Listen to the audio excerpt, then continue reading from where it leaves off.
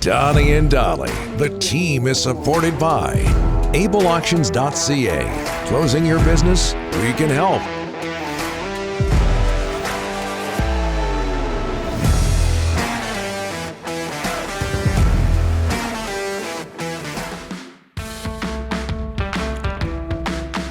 All of our guests today, including Elliotte Friedman, standing by, are sponsored by Basant Motors. Due to popular demand, Basant Motors is continuing its 31st anniversary celebrations. Check out BasantMotors.com to see all the great deals. Learn more at BASANTMotors.com as we bring in, as we do every second Monday, from Hockey Night in Canada and the 32 Thoughts podcast, Elliotte Friedman. Elliotte, thanks for doing this, sir. How are you? I got to comb my hair a little bit. I didn't realize it was that unruly. At least you I'm have good, guys. hair, How are you doing? At least you have hair. We're fine. Hey, Canucks in Washington tonight. You know what Canucks Twitter is like. You know what Canucks Nation is like. How concerned should Canucks Nation be about an 0-2 start? And not just an 0-2 start, but 2 games in which the Canucks blew leads. Look, I think I'm not a guy who likes to panic early. I really don't. I don't think you like what's happened in the first 2 games exactly because of what you mentioned, Don. I think the thing that adds the added level of, I don't know if concern's the right word, but the level of intrigue here is just that, is the front office and the coaching staff on the same page? I think that's what we're all kind of wondering here. And whenever you have a situation where you kind of worry about what the future of the coach is or the future of somebody is, and you start the way this team has started, you begin to say, okay, like how long is the leash? How much is the patience there? What's kind of going on here? And I think that's the only reason I look at Vancouver in any kind of different situation as some of the other teams that started poorly is because you're just curious about the patience of the overall organization. That's all. Alex Ovechkin, everybody talks about him breaking, the possibility of him breaking Wayne Gretzky's all-time goal-scoring record. Hasn't scored yet this year on the ice tonight for the Capitals. What would it mean for the National Hockey League for him to break Gretzky's record? I think, first of all, I think that's bad news for Vancouver. The longer that Ovechkin goes without scoring, the more you think he's going to break out at some particular time. I think, honestly, Donnie, this is a very complicated story. And that is that, I think Ovechkin will break it. And I think over the course of his career, especially when you take a look at the rate he scored at in the era he scored in, to me, I always thought that I would think of Mike Bossy as the greatest pure goal scorer in NHL history, at least that I was alive to see. And now I think there's no question it's Ovechkin, but it's a complicated thing because of what's happening overseas. It's going to be I think a lot of people are going to be happy to celebrate the mark when or if he breaks it because he deserves it. But I think there's also going to be tinged with, unfortunately, what's happening in Ukraine is going to make this very challenging in terms of how a celebration could work if a war is still going on there.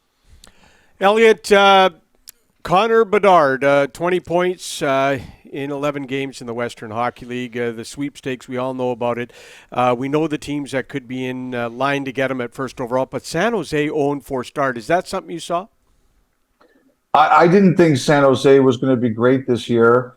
I'll tell you this, it was really tough to watch for them that game on Saturday against Chicago. They were up 2-0 and Chicago scored 5 in a row. Like that, I don't think I saw coming. I don't think we expected San Jose to be great, but I think we expected to see results like that. I will say to you, and you guys can appreciate this, I had a close friend of mine call me from Vancouver and watch Jason Dickinson have 3 points that night and say, this could only happen to us. And I go, what are you talking about? He goes, this could only happen to Vancouver. And I was like, sure, like no players have ever gone anywhere else and played well. He goes, no, it could only happen to us. So I got a good laugh out of that. But look, I think there's some teams that are like, I don't like New Jersey's start. I don't think Columbus would have expected they would have started 0-3. But the San Jose one, I didn't think they'd be great. But I don't think you ever want to see results like the one they had against Chicago the other night. Yeah, and they were chanting "Fire Lindy Ruff" in New Jersey in that Yeah, it was rough. Home opener. Some coaches already under heat. Now, when I look at surprise teams, I go to Vegas, 3-0 start, new coach. But one thing that has stuck out for me is only 5 goals against in 3 games. You know, they don't have their starting goaltender, and everyone thought the goaltending was going to be weak for them. But what about Vegas? Off to a good start.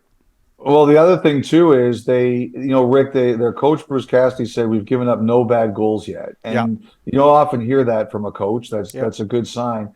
The other thing too, though, is that there's a thing I like to look at early in the season: who goes in and wins someone else's home opener. Yeah, because those are games you should lose. In theory, it's that you're on the road. The other team's fans are geeked up. The players are geeked up. And Vegas went in there and ruined home openers in both LA and Seattle. LA on opening night, they had 51 shots. And Seattle, Seattle should have had 4 points. They should have beaten Anaheim, and they beat the Kings too. And Vegas wiped them out of the building.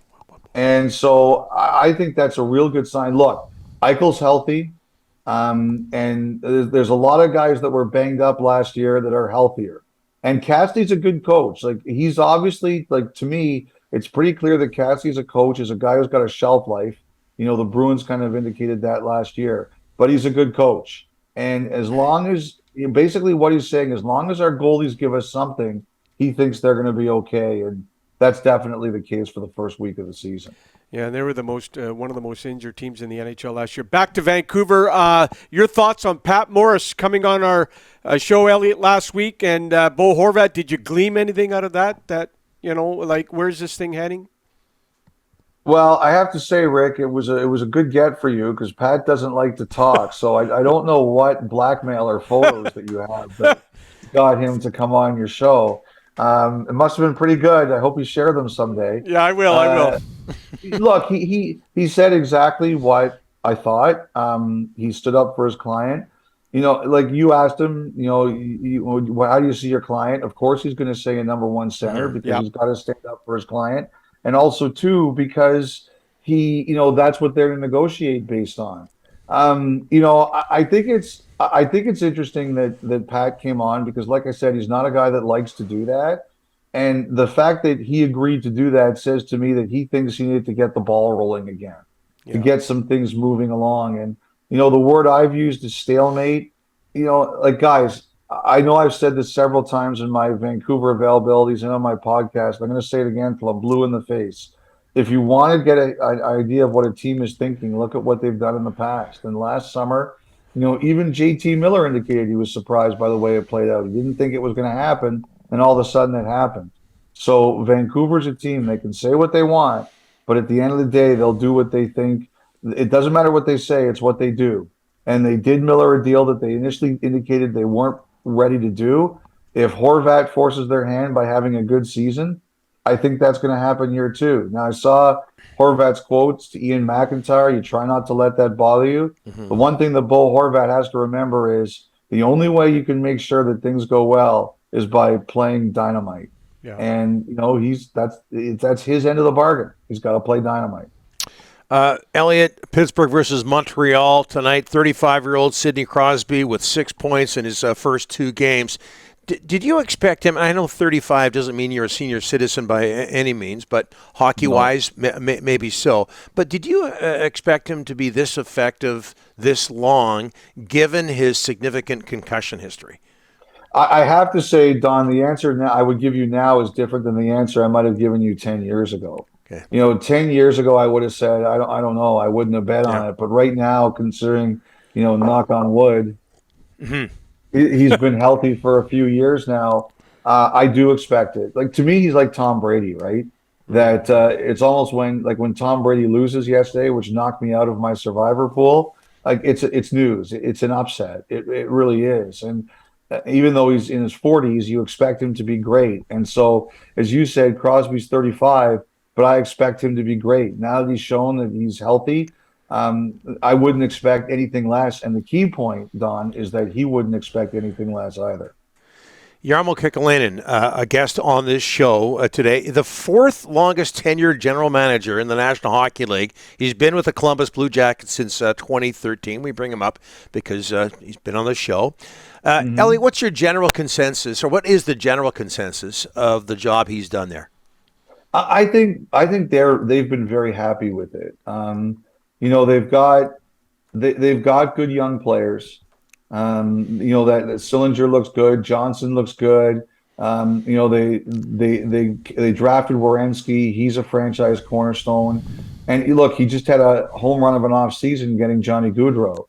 So I think they like him a lot. They won their first ever playoff series under him. They've established an identity under him. And I think it's very meaningful to Columbus. It's not easy the way they started the season, and now Liney's hurt. I think the toughest time, like when you're expecting to be a much better team, and you talk about New Jersey, you talk about Ottawa, they're in the same boat. They've lost their first couple of games. That's the most dangerous time to manage because you don't want to overreact. So I'm sure in Columbus there's disappointment that they've lost 3 games to start the year. But generally, I think the organization speaks and feels very highly of him. Hair's looking good, Elliotte. Thanks for joining us. All right, guys. Have yourselves a great week.